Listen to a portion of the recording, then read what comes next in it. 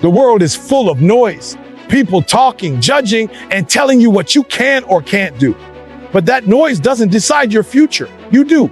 If you want to reach your true potential, you have to shut out the distractions, ignore the doubters, and stay focused on your goals. Your greatness will not come from trying to please everyone. It will come from believing in yourself and putting in the work. Stay locked in, keep moving forward, and let your success do the talking. Kill the noise and step into the best version of yourself. Silence the doubters. You've got people around you right now who have already written your story before you've even picked up the pen. They've sized you up. They've looked at your past. They've glanced at your mistakes and they've decided how far you can go. They think they've got you figured out because they saw the chapter you were in, but they don't know the ending you're writing. The problem is you're letting their noise bleed into your vision. Every time you start dreaming bigger, their words come creeping in. That's too much. That's not realistic. You're not built for that. And instead of pushing forward, you hesitate. You second guess yourself because their voice sounds louder than yours. You've got to understand something. Those voices aren't truth. They're just echoes of their own limitations. They're not telling you what you can't do. They're telling you what they can't imagine doing. They're projecting their fears, their failures, their disbelief onto you. And if you're not careful, you'll wear their opinions like a jacket that doesn't even fit. You'll start living down to their expectations instead of up to your potential. You can't afford to keep giving their noise the power to dictate your next move. You've got to shut it off. Turn down the volume. Close the door on their access to your mind. That means you might have to distance yourself from certain people, even the ones who share your last name. Not because you don't love them, but because you love your future too much to let it get polluted. When you're chasing something extraordinary, the noise is inevitable. The higher you climb, the more you'll hear it. The moment you decide to separate yourself from average, you become a threat to those who are comfortable staying there, and their defense mechanism is to try to pull you back with words. But your job isn't to debate them, convince them, or prove anything in the moment. Your job is to outwork the noise until it can't be heard over the sound of your results. Think about a race car. When that engine roars, it drowns out everything else. It doesn't matter who's booing in the stands. It doesn't matter who's yelling from the sidelines. You can't hear them over the sound of momentum. That's you when you get locked in. That's you when you're so focused on your grind, your growth, and your goals that the opinions lose their grip. But here's the truth. Silence doesn't come naturally. You're going to have to train yourself to filter it out. That's mental discipline. You've got to decide whose voice gets permission to speak into your life. If someone hasn't been where you're going, why are you letting them direct your steps? If they've never built something from nothing, why are you letting them tell you what's possible? You've got to replace their noise with your own affirmations. Speak your vision over yourself every single day until it's louder in your spirit than anything they can say. Feed your mind with things that strengthen you, not weaken you. Because if you keep sitting at the table with the doubters, don't be surprised when you start tasting their fear. There's a reason eagles fly alone.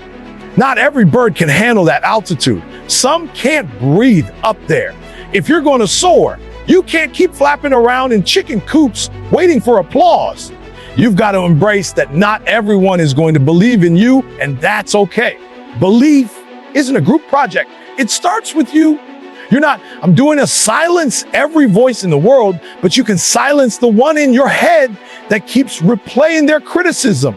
You can choose to hit mute on the conversations that drain your confidence. You can choose to put your vision on a higher frequency where only focus can reach it. The people who doubted you aren't the problem. It's the access you give them.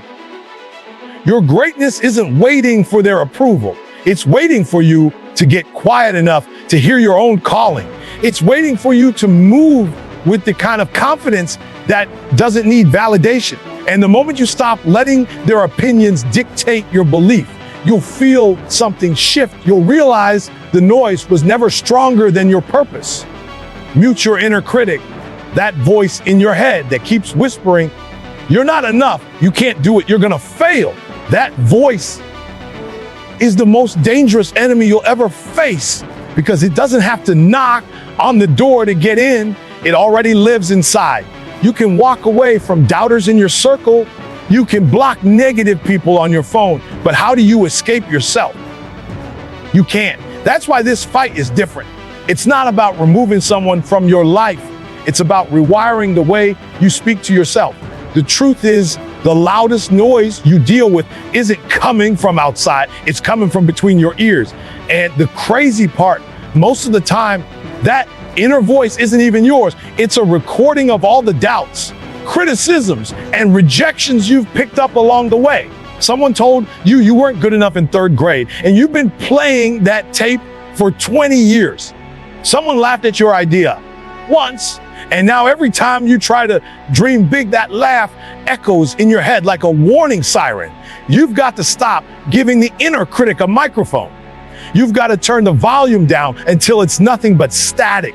Because if you keep letting it run unchecked, it will sabotage every step you try to take. You'll talk yourself out of opportunities before they even arrive. You'll lower your goals to fit the limits of your fear. You'll self-destruct in the name of self-protection. You can't destroy that inner voice by avoiding it. You destroy it by confronting it. Every time it says, you can't, you answer back with action. Every time it says, you're not ready, you start anyway. Every time it says, what if you fail? You remind yourself that failure is data, not a death sentence. The only way to prove the inner critic wrong is to do what it says you can't. But here's the key. You have to be intentional about what you feed your mind. If you fill it with negativity, comparisons, and fear that critic is going to have it all, you can eat buffet. It will grow stronger until it feels impossible to silence. But if you start feeding it discipline, truth, and affirmations, you weaken its grip. You've got to create a mental environment where that voice is starved of oxygen. Self-talk matters. The way you speak to yourself when nobody's listening matters. If your default setting is to tear yourself down, you're building your life on a cracked foundation. But if you start building a habit of speaking life into yourself, reminding yourself of your wins, your growth, your worth, you start to shift the balance of power. You go from being your own worst enemy to being your own strongest ally. Think about this. If you spoke to your friends the way you speak to yourself, would they still be your friends? If the answer is no, then why is it okay to treat yourself that way? You've got to hold yourself to a higher standard in your own mind. You've got to be the voice that pushes you forward, not the one that drags you back. The inner critic doesn't disappear overnight. Some days it will still try to get loud. But the difference is, when you've trained your mind, you recognize it for what it is, a lie. You don't take it as truth anymore. You hear it, but you don't obey it. You acknowledge it, but you keep moving. And over time, something powerful happens. The critic loses its authority. The volume drops. Your voice gets stronger. You start making decisions based on vision, not fear. And when that happens, the same mind that used to tear you down becomes the mind that builds you up. The same place where doubt used to live becomes the home of belief. Because the inner critic only wins if you give it the final word. Focus on the mission. You can't afford to live your life chasing every shiny thing that pops up in front of you. Distractions are dream killers. They don't always show up looking dangerous. They come disguised as harmless detours, small delays, just for a little while, breaks. But those little moments stack up, and before you know it, you've lost months, even years, wandering off the path you were meant to walk. Every time you stop to entertain something that doesn't push your vision forward, you give away a piece of your future. The mission has to be bigger than the noise. It has to be so clear in your mind that it becomes your filter for every decision. If it doesn't serve the mission, it doesn't get your time. If it doesn't take you closer to the goal, it doesn't get your energy. That's how you protect your destiny, by refusing to give your focus to anything that doesn't earn it. The truth is, the world will never run out of things to pull you off course. People will invite you into drama that has nothing to do with your purpose. Opportunities will pop up that look good on the surface, but have nothing to do with where you're going. Your own mind will even try to lure you into comfort when the mission demands sacrifice. That's why you've got to anchor yourself to the goal so deeply that nothing can shake you loose. When you're locked in on your mission, the noise starts to fade. Not because it stops, but because it no longer matters. It's like tuning a radio. When you find the right frequency, the static disappears. You start hearing only what's meant for you. And when you get to that level of focus, you stop chasing validation, approval, or permission. You move with purpose. You work with urgency. You stop waiting for the right time because you understand that the right time is now. Focusing on the mission means making hard choices. It means saying no to things that are good so you can say yes to what's great. It means being willing to be misunderstood, even judged, because people who aren't on your mission won't understand your discipline. They'll say you've changed. They'll say you've become distant, and they're right. You have changed. You've become unavailable to distractions and fully available to your destiny. You have to see your goal like a mountain in the distance. Every step you take has to be aimed toward it. If something pulls you sideways, even if it's just a few degrees off, it changes your destination. That's why a lack of focus is so dangerous. It doesn't always feel like failure at first, but over time, it can take you somewhere you never intended to go. Your mission should consume you in the best way. It should be the first thing you think about when you wake up and the last thing on your mind before you sleep. Not in a way that burns you out, but in a way that fuels you. It should give you a reason to keep moving when you're tired, when you're bored, when nothing seems to be working. The mission is the reminder that what you're building is bigger than the moment you're in right now. Distractions are always going to knock. They'll show up in your phone, in your relationships, in your habits. But you have to decide that nothing gets to outrank the mission. You've got to be ruthless about it. Because the second you let the wrong thing take priority, the mission suffers. And the mission can't suffer if you want to see it through. This is the difference between people who dream and people who finish. Dreamers get excited, but let their focus slip. Finishers keep their eyes on the prize until they cross the line.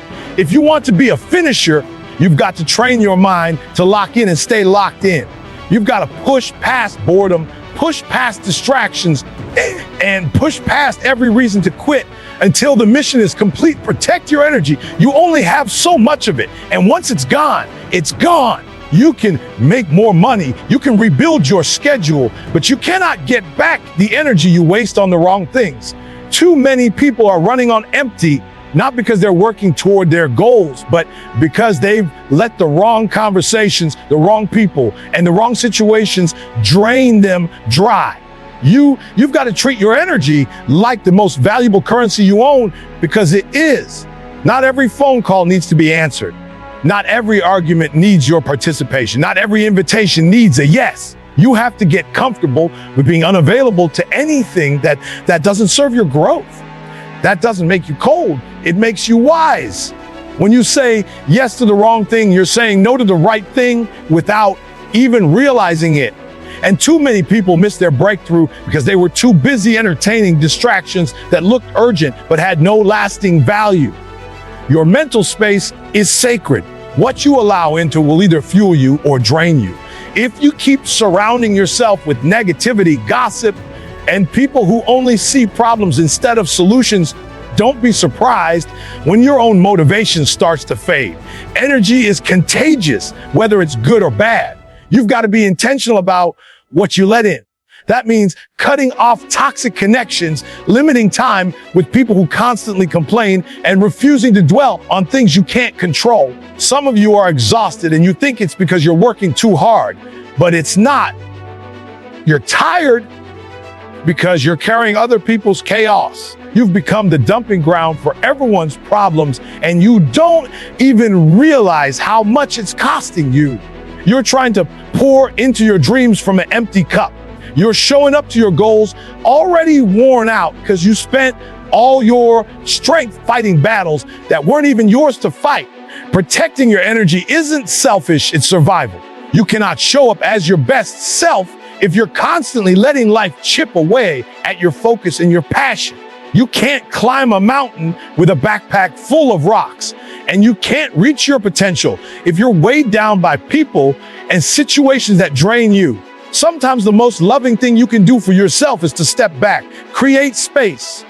Let the noise fade so you can hear your own thoughts again. And here's the truth. Protecting your energy takes discipline. It's easy to get pulled into every little thing, to try to fix everyone's problems, to feel guilty for saying no. But every time you say yes to something that doesn't align with your mission, you're saying no to your own progress. You've got to learn to recognize the difference between what's urgent and what's important. Urgent things scream for your attention, but important things quietly shape your future. You have to make the decision that your peace is non-negotiable. That means setting boundaries and actually enforcing them. It means not explaining yourself every time you choose to walk away from something that doesn't serve you. It means not letting guilt manipulate you into overextending yourself. Your energy is the fuel that powers your vision, and once it's depleted, nothing moves forward. The more you protect your energy, the more clarity you'll have. The more you protect your energy, the faster you'll grow. You'll start noticing that the right opportunities find you when you're not buried under the wrong ones. You'll have more creativity, more resilience, more drive, because you've stopped pouring yourself into black holes that never give anything back. The life you want requires more than hard work. It requires the right mindset, the right focus, and the right energy. And that energy will not survive if you keep giving it away to anything and anyone that doesn't deserve it. Move in silence. Let success talk. You don't have to announce every step you're taking, every plan you're making, or every goal you're chasing. The truth is, most people don't care about your progress. They're either waiting for you to fail or secretly hoping you don't get too far ahead. That's why talking too much about your moves can be dangerous. The more you speak, the more room you give for doubt, criticism, and sabotage. Sometimes the most powerful thing you can do is keep your head down, work relentlessly, and let the results speak for themselves. You have to understand that not everyone clapping for you is rooting for you. Some people applaud just to keep you comfortable enough to slow down.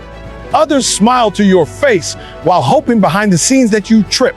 When you move in silence, you take away their ability to interfere with your process.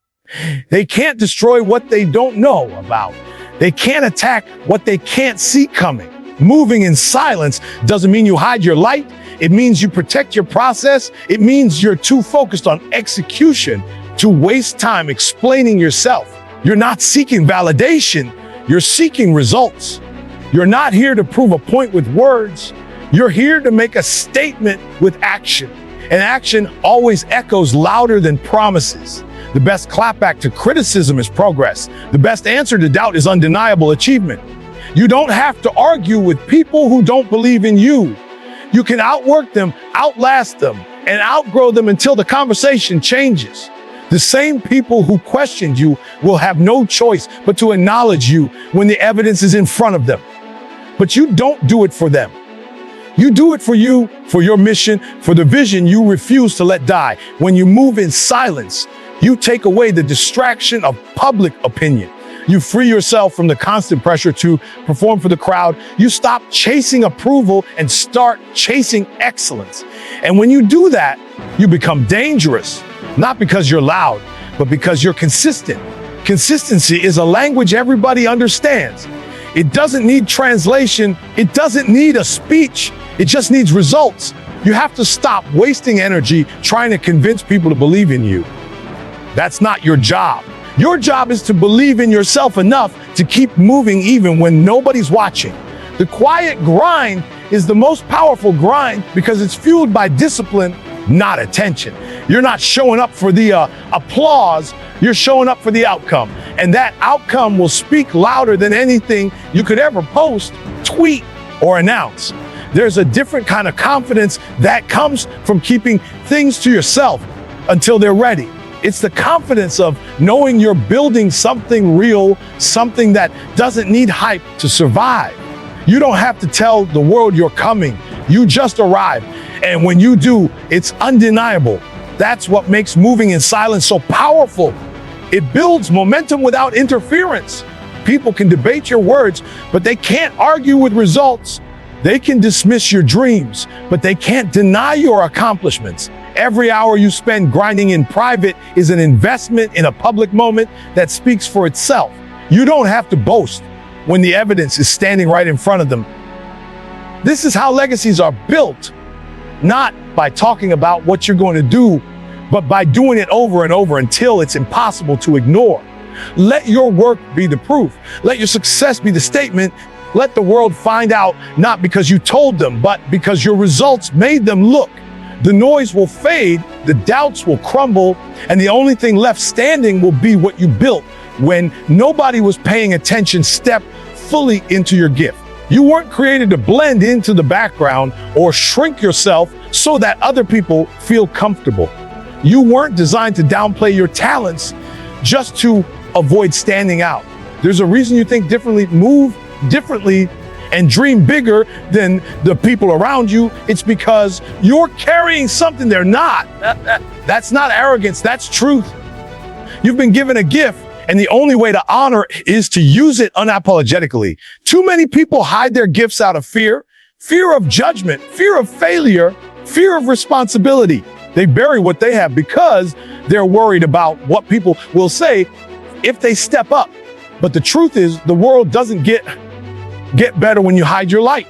It gets better when you let it shine so bright that it inspires others to do the same. You playing small doesn't help anyone. It just keeps you from the life you were meant to live. Your gift is not random. It's not a coincidence. It's a piece of your purpose. It's the thing that comes naturally to you but leaves others in awe. It's the thing you can do for hours without noticing the time pass. And here's the thing, your gift isn't just for you. It's meant to serve others. When you fully step into it, you create opportunities, impact lives, and leave a mark that lasts longer than you do. That's why you can't afford to waste it. Walking in your greatness means you stop waiting for permission. You stop asking if it's okay to be who you are. You stop trying to fit into spaces that weren't built for you. It means you decide that your dreams are valid simply because they were placed in you for a reason. It means you stop apologizing for wanting more, for thinking bigger, for refusing to settle. Owning your gift also means you take responsibility for developing it. Raw talent is powerful, but refined talent changes everything. You've got to sharpen your skills, study your craft, and put in the work so that your gift doesn't just make noise, it makes an impact. People may overlook raw potential, but they cannot ignore excellence. And the more you invest in your gift, the more confident you become in using it boldly. When you walk in your greatness, you give others permission to do the same. You become proof that it's possible to live authentically and still succeed. You show that you don't have to water yourself down to be accepted. You just have to be willing to stand firm in who you are. Some people will be inspired by it, others will be intimidated by it, but that's not your concern. Your concern is living the life you were built for. Yes, stepping fully into your gift will make some people uncomfortable, but that's not a sign to pull back. It's confirmation that you're breaking patterns. You're challenging the limits they've placed on themselves. And that's not always going to be received with applause. But you weren't made for applause. You were made for purpose. Applause fades. Purpose doesn't. Your greatness will require you to walk alone at times. Not everyone will understand your vision. Not everyone will see the value in what you do. But that's okay, because your gift wasn't given to a committee. It was given to you. You don't need unanimous agreement to move forward. You need courage. You need consistency. You need to believe in your gift enough to carry it through every season, even the ones where nobody else seems to notice. There's nothing humble about hiding what you've been blessed with. True humility is recognizing that your gift isn't about you. It's about what you do with it. It's about using it to make a difference, to create something lasting, to touch lives in a way only you can. And that only happens when you stop tiptoeing around your potential and start owning it fully. You've been playing in the shallow end long enough. It's time to step all the way in and see what happens when you go all out with what you've been given